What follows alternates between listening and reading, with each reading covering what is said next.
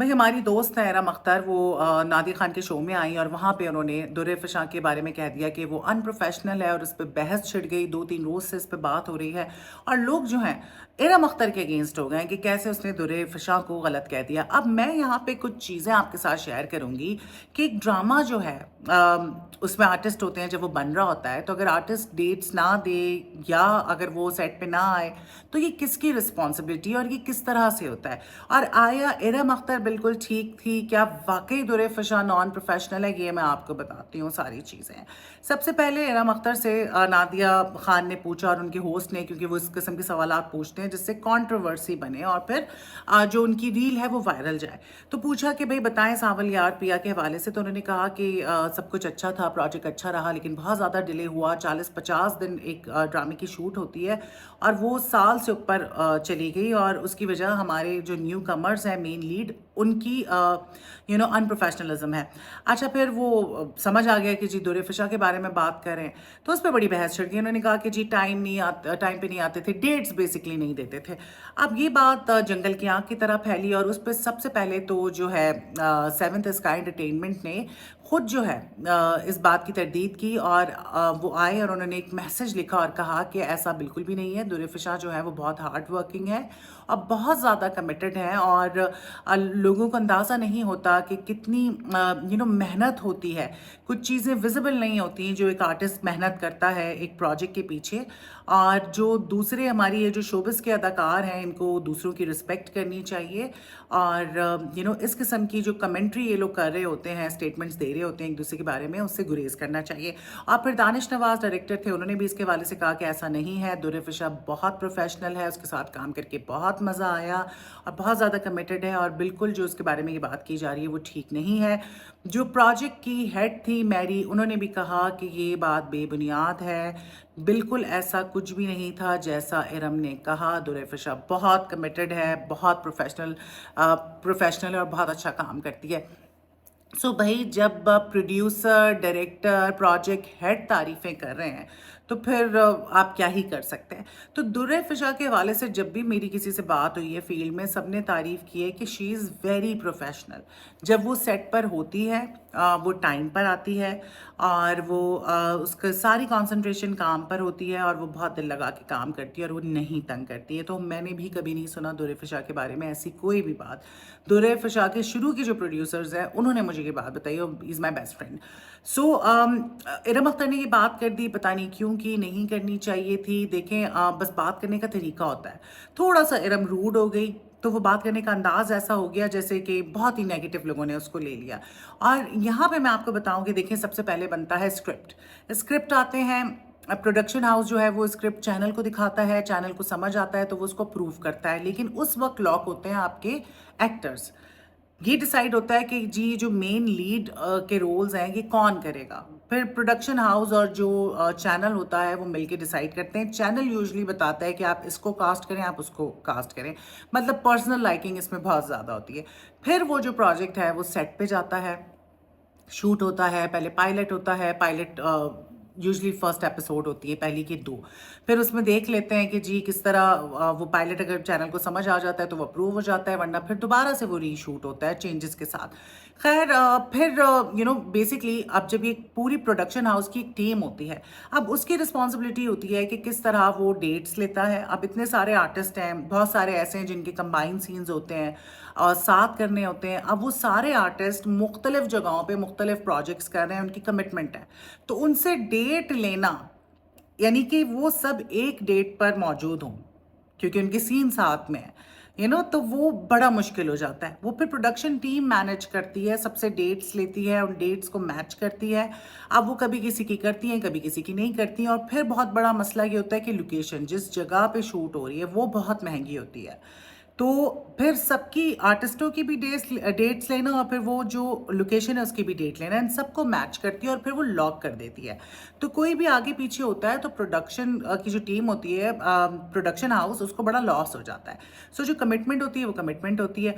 अच्छा, तो ये पूरा जो जो भी जिम्मेदारी होती है एक एक्टर की, डेट्स वगैरह की, वो प्रोडक्शन हाउस जो होता है उसकी होती है। तो किसी भी एक्टर का ये कंसर्न नहीं होता कि वो ये कहे कि जी आर्टिस्ट की वजह से प्रोजेक्ट डिले हो गया। नहीं, ऐसा नहीं था। असल में ये था कि ये जब 2022 में प्रोजेक्ट शुरू हो रहा था, तो आपको पता है पहले इमरान अशरफ थे, इकरा थी, फिर उसी टाइम पे फ़िरोज़ खान साथ थे, तो वो फ़िरोज़ की कंट्रोवर्सी बन गई।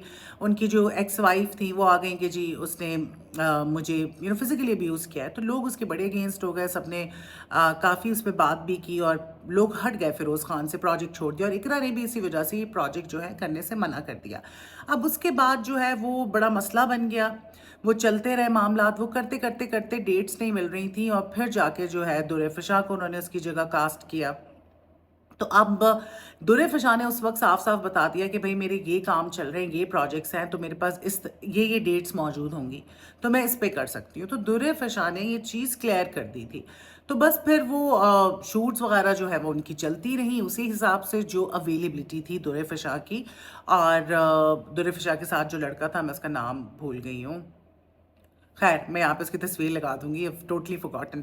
सो इनके डेट्स के इश्यू थे, जो इनके पास अवेलेबिलिटी थी डेट्स की, उस पे इन्होंने काम किया। तो ये दोनों ही बहुत प्रोफेशनल हैं और इनकी तरफ से कोई ऐसी चीज़ नहीं थी। तो पता नहीं इरम ने ये बात क्यों कर दी, समझ से बाहर है। दुर फ़िशा बेसिकली अनप्रोफेशनल नहीं है, उसने जो कमिटमेंट की थी, जो टाइम दिया था, उस पे उसने आके काम किया। ज़ाहिर-सी बात है और भी प्रोजेक्ट्स चल रहे होते हैं, सिर्फ़ एक प्रोजेक्ट तो नहीं होता। साथ-साथ इरम अख्तर ने ये भी कहा कि आजकल के जो न्यू कमर्स आए हैं ना, इनको लगता है कि जो सीनियर्स हैं वो पागल हैं, साइको हैं, लेकिन ऐसा नहीं है। उन्होंने बड़ी मेहनत की है, और ये जो न्यू कमर्स हैं इनको लगता है कि बस ये सोशल मीडिया इन सारी चीज़ों से ये आगे बढ़ गए हैं, लेकिन असल इज़्ज़त जो है वो मेहनत करके मिलती है। और सब्र का फल मीठा होता है। जल्दबाजी में जो किए जाते हैं काम, वो ठीक नहीं होते।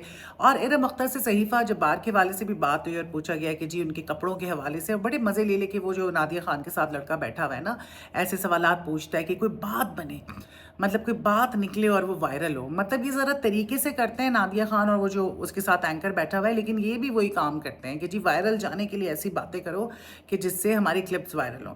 तो उसने पूछा कि कपड़ों के हवाले से आप क्या कहेंगी? तो इरम ने उस पे बड़ी अच्छी बात की कि देखिए ये किसी भी तरह से हमारा कल्चर नहीं है, और ना हमारे ड्रामे ऐसे बन ही क्यों रहे हैं, और कब से हमारे ऐसे कैरेक्टर्स बनने लगे हैं कि जिनकी डिमांड होगी जी आप इतने छोटे कपड़े पहने। तो बनाने वालों को ही ऐसा नहीं करना चाहिए। लेकिन फिर वो नादिया ने कहा कि नहीं, ये तो पर्सनल है, और वो तो अपनी पर्सनल प्रोफाइल पे अपनी पर्सनल कैपेसिटी में डाल रही हैं। तो इरम ने उस पर कहा कि उनको पर्सनली भी ऐसी चीज़ें नहीं करनी चाहिए, ये ठीक नहीं है। सो ये बात तो माननी पड़ेगी कि इरम ने चलें इस हवाले से बात की, और ये बहुत अच्छी बात है कि इरम ने ये कहा कि ये सब कुछ ठीक नहीं है, और ये जो वल्गैरिटी फैल रही है उसके वाले से चलो किसी आर्टिस्ट ने तो बात की, वरना लोग बात नहीं कर रहे होते हैं। साथ साथ जाते जाते हिरा मानी की बात होगी। हिरा मानी जो है पीएसएल में हमने उनको देखा, मानी और उनको बड़े खुश नज़र आए, काफ़ी जो है वो हैपनिंग इवेंट था। अब हिरा मानी जो है अल्लाह का शुक्र है उन्होंने कपड़े डिसेंट पहने हुए थे, ऑल तो अभी उन्होंने पिक्चर फिर डाली है बड़ी डीप नेक वाली, और मुस्तकिल वो डाल रही होती हैं, उनके ब्लाउजेस सब कुछ नज़र आ रहा है। तो कपड़े तो हिरा का बस ही नहीं चलता कि पता नहीं मैं 2 पीस में आ जाऊँ, और ऑलमोस्ट आ ही चुकी हैं। सो खैर उनके हस्बैंड को भी कोई फ़र्क नहीं पड़ रहा होता। तो हिरा जो है आपको पता है हमेशा उन पे तनकीद हो रही होती है उनके लिबास की वजह से, लेकिन पीएसएल में शुक्र है उन्होंने मुनासिब कपड़े पहने, और उन्होंने जब काला कुर्ता शलवार पहना और दुपट्टा लिया तो मुझे इतना अच्छा लगा। ऑल्दो मैं कहती हूँ सब पहने, वेस्टर्न भी पहने, बस ढके छुपे होने चाहिए।